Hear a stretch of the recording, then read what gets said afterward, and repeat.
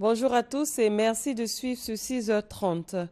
Le président de la République s'est entretenu hier avec son homologue ghanéen John Dramani en Suisse, à Genève en Suisse. Il a été question de la délimitation de la frontière maritime avec la Côte d'Ivoire.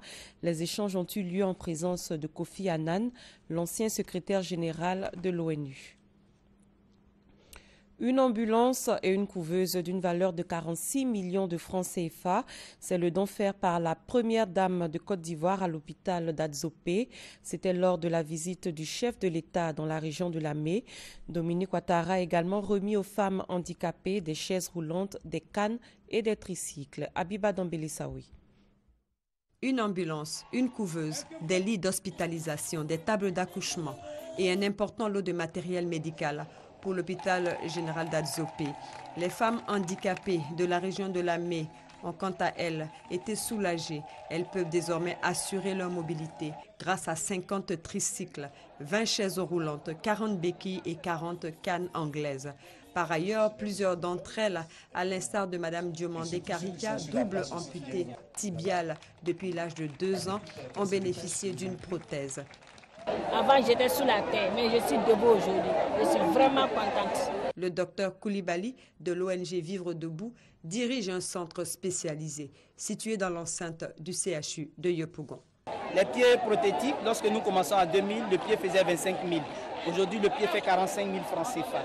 Chaque année, il y a une marge qui augmente et nous sommes obligés souvent de jouer avec des partenaires qui essayent de payer la différence ou bien répercuter ça sur les factures des patients. Les femmes handicapées de la région de Lamé sont sorties en grand nombre malgré leurs difficultés pour se déplacer afin de remercier la généreuse donatrice. Vos actions en faveur des femmes et des enfants ont eu un écho retentissant dans notre région. En ce grand jour, vous êtes venus à nous, les bras chargés de cadeaux qui symbolisent une renaissance. Et nous vous en sommes infiniment reconnaissantes. La ministre de la Santé et de la lutte contre le sida, Mme Raymond Goudou Kofi, a remercié la première dame de Côte d'Ivoire, Mme Dominique Ouattara, pour les actions qu'elle mène en faveur des populations. On peut dire, bon, c'est la première dame, c'est l'épouse du chef de l'État, elle a les moyens d'acheter tout ça. Mais ça ne suffit pas, il y a la façon de donner. Et c'est cette façon-là qui plaît aux Ivoiriens. Madame la Première Dame, merci. La Première Dame de Côte d'Ivoire, présidente fondatrice de l'ONG Children of Africa, a eu des mots choisis pour elle, mais également pour le personnel de l'hôpital et s'est réjouie de l'inauguration de l'unité pédiatrique de l'hôpital général d'Adzopé. Désormais, votre hôpital sera doté d'une unité pédiatrique fonctionnelle. Je m'en réjouis très sincèrement, car nous savons tous que la santé de nos enfants est particulièrement fragile et qu'afin de leur assurer une prise en charge médicale adéquate, il faut des équipements spécifiques. Cette unité pédiatrique que nous inaugurons aujourd'hui viendra donc résoudre ce problème pour la bonne santé des enfants de Lamé. Vous pourrez toujours compter sur moi pour vous soutenir, mes chères sœurs, et pour encourager toutes vos initiatives pour vous rendre plus autonomes et plus heureuses. Des dons en nature et en espèces d'une valeur totale de 46 millions de francs ont été faits au personnel de l'hôpital, aux femmes handicapées, aux femmes de la région de Lamé. La cérémonie a pris fin avec des scènes de joie et de danse exécutées par les femmes handicapées qui ont pris une part active à cette inauguration qui a pris l'allure d'une fête populaire. Chaque année, en Côte d'Ivoire, 5 000 personnes meurent des conséquences du tabagisme dans le monde. 6 millions de personnes décèdent à la suite de ce fléau, selon l'OMS. Le tabagisme préoccupe au plus haut point les autorités ivoiriennes. Le ministère de la Santé entend renforcer les campagnes de prévention. Il a organisé à cet effet un atelier à Mississoko. Raymond Goudou Kofi fait du lobbying auprès des députés pour accélérer l'adoption de la loi anti-tabac par le Parlement. En Côte d'Ivoire, 5 000 décès dus au tabagisme sont enregistrés chaque année. Chez les élèves de 13 à 15 ans, la prévalence de consommation est de 19% selon l'enquête de démographie et de santé. La ministre de la Santé décide de passer à l'offensive en renforçant les campagnes de sensibilisation auprès des députés. Il s'agit pour moi de recueillir votre entière adhésion pour conduire avec moi les campagnes de lutte contre le tabagisme, la toxicomanie et autres addictions et garantir la santé des populations ivoiriennes. Je sais que sans la maîtrise des différents instruments internationaux et nationaux édictés à cet effet, et sans vos orientations et suggestions au niveau des stratégies adoptées, votre accompagnement risque de ne pas être à la hauteur de mes espérances. Projection de films sur les méfaits du tabac, remise de matériel aux parlementaires, le plaidoyer de la ministre rallie les députés à la cause. En réalité, le décret portant interdiction de fumer dans les lieux publics et les transports en commun est très peu respecté. Les chiffres sont effrayants. Ne pas voter ce projet de loi, mais c'est comme si on envoyait la jeunesse ivoirienne à l'abattoir. Quels sont ceux qui fument de façon générale? 80-90% sont les jeunes, les lycéens, les étudiants. Qui a intérêt à laisser sa jeunesse mourir de cette manière-là? C'est en 2014 que le gouvernement a pris le projet de loi anti-tabac. Bientôt, ce projet sera sur la table des députés à l'Assemblée nationale. Une délégation ivoirienne était récemment au Maroc. Elle est allée s'inspirer de l'exemple de ce pays en matière de construction. La mission a présenté à l'occasion des projets innovants, nous dit Sidonie Davila. La Côte d'Ivoire a l'école de l'expérience marocaine en matière de construction immobilière. Elle veut s'appuyer sur cette expérience marocaine pour améliorer le cadre de vie de ses populations.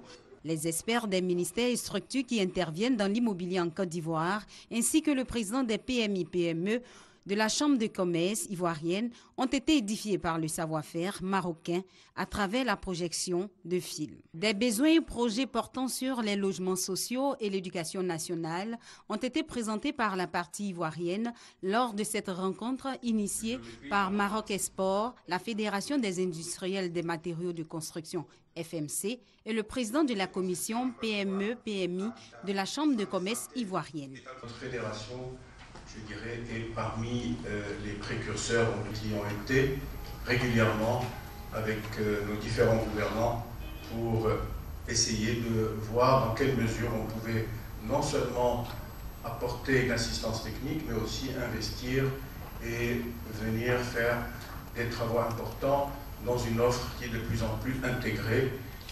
Les sociétés marocaines n'ont jamais manqué de leur part également de faire preuve d'engagement envers leurs homologues ivoiriens.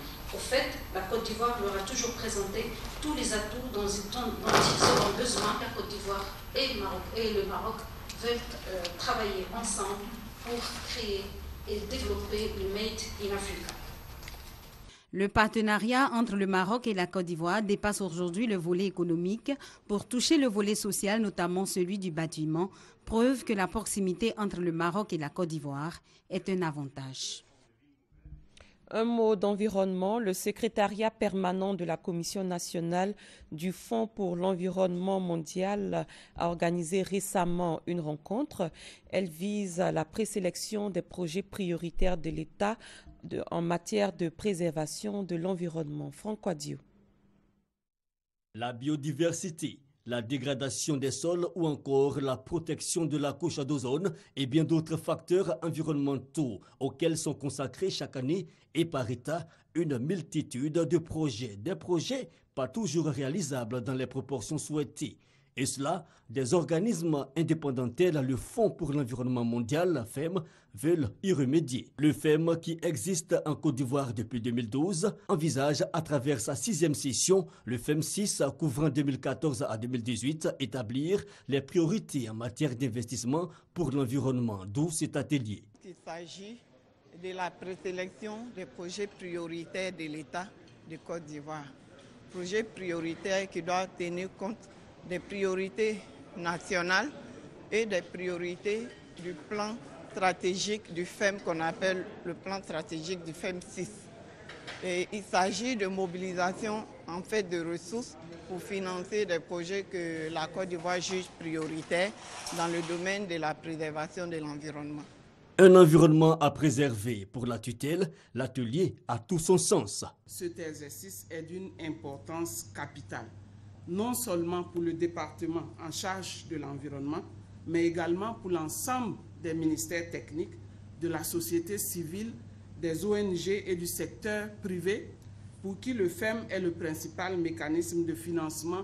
32 idées de projets examinées donc durant 3 jours. Notons que le FEM a depuis 2012 déjà soutenu 21 projets nationaux pour plus de 12 milliards de francs CFA. Le modèle ivoirien en matière de gestion du secteur agricole intéresse le Sénégal. Ce pays veut établir un réseau de chambres d'agriculture, comme c'est le cas en Côte d'Ivoire, une façon pour le Sénégal de donner une nouvelle orientation à sa politique agricole. Adama Koni. Le Sénégal est en passe de s'aimer les graines d'une représentation nationale du monde agricole à travers la création d'une chambre d'agriculture. Pour réussir ce projet, le Sénégal a décidé de s'inspirer d'un modèle achevé en dépêchant une délégation du ministère de l'Agriculture et du Développement rural au bord de la lagune Ébrié. Au terme de la mission, la délégation pense avoir eu des contacts fertiles. La Côte d'Ivoire a acquis une grande expérience et a développé une expertise dans ce domaine. Et d'ailleurs, le président m'a dit qu'il y a quand même une corrélation entre la création de la Chambre d'agriculture de Côte d'Ivoire avec les performances agricoles de ces pays. Et nous avons été vraiment très impressionnés et très enrichis par l'expérience de la Côte d'Ivoire et d'apprendre que la Chambre d'agriculture a presque 100 ans ici, parce qu'elle date de 1925. Et je pense que nous sortons de la réunion avec beaucoup de pertinentes informations qui nous permettront maintenant de rentrer avec toutes ces informations et de voir comment nous adapter par rapport aux réalités et au contexte du Sénégal. Plus concrètement, le président du comité de pilotage de la restructuration des chambres d'agriculture de Côte d'Ivoire, Sindou Bamba, a partagé avec ses hôtes le mécanisme de mise en place d'une chambre d'agriculture, un processus fortement arrimé à une volonté politique. La délégation sénégalaise s'est aussi intéressée aux missions, aux domaines d'intervention et aux fonctionnalités d'une chambre d'agriculture. Tour à tour, elle s'est rendue à l'Agence nationale d'appui au développement rural ANADER et au Fonds interprofessionnel pour la recherche et le conseil agricole, FIRCA, pour s'imprégner également du mode de gestion d'autres structures œuvrant pour le monde agricole. Ce 11 mai, le monde du reggae s'est souvenu de son icône Bob Marley, décédé à cette date. La Côte d'Ivoire n'était pas en reste, les reggaephiles ivoiriens étaient dans la danse. Le roi du reggae a été célébré dans la capitale économique ivoirienne, Issa Yehu. There's a natural mystic flowing through the air. If you listen carefully now, you will hear. S'il vivait, il aurait eu aujourd'hui 70 ans. Robert Nesta Marley, connu sous le pseudonyme de Bob Marley, décédé le 11 mai 1981, restait une légende vivante. 34 ans après sa disparition, il est immortalisé tous les 11 mai à travers le monde. Bob Marley s'est immortalisé tout seul par la qualité de son travail et par la mission prophétique et divine que l'Éternel lui avait confiée. J'ai eu la chance de travailler avec son entreprise et je pense que c'est une bonne chose. Me voir ici aujourd'hui au pays, voir les frères en train de célébrer l'anniversaire de Bob, c'est vraiment important parce que quand même, cet homme a apporté beaucoup de joie, en matière éducative, et non, dans le monde entier. Il prédisait beaucoup de choses qu'on constate aujourd'hui.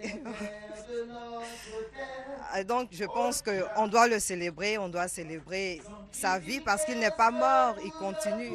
Et moi je dis vive Bob Marley. C'est important de magnifier le 11 mai, il faut magnifier le 11 mai. Parce qu'aujourd'hui, grâce à Bob Marley, il y a plein de choses qui se font. Il y a plein de jeunes aujourd'hui qui font du reggae. Vraiment, je peux dire grâce au reggae, il y a certains jeunes qui s'en sortent. En partenariat avec Central Park, un temple du reggae situé aux 2 plateaux, la radio Fréquence 2 rend hommage au pape du reggae à travers une émission en direct. C'est une tradition pour Fréquence 2 de ne pas laisser passer l'occasion. La musique reggae fait partie des préférés de la jeunesse ivoirienne. Et nous sommes la radio de la jeunesse ivoirienne. Donc c'est évident que nous soyons là et que nous apportions l'ambiance, que nous apportions le son aux jeunes qui est dans le nord de la Côte d'Ivoire, dans l'ouest de la Côte d'Ivoire, dans l'est de la Côte d'Ivoire, lui dire ta radio te rapproche du mouvement, de l'événement, de cet anniversaire dédié à Bob Marley. Né le 6 février 1945 en Jamaïque, Bob Marley a débuté sa carrière au début des années 1960. Il décède le 11 mai 1981 à Miami en Floride, aux États-Unis d'Amérique.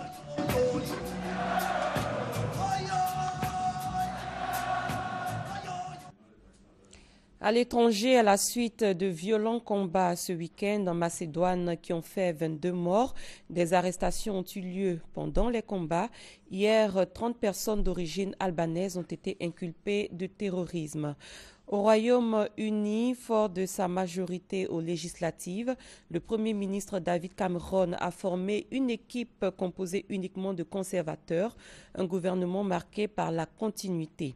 En République centrafricaine, le forum de Bangui s'est achevé hier, un rendez-vous qui avait été pris pour offrir une sortie de crise au pays. Mais en fin de journée, avant même que les conclusions du forum soient présentées, des tirs ont éclaté devant l'Assemblée nationale. Et c'est la fin de ce 6h30. Merci de l'avoir suivi. L'information continue sur www.rti.ci.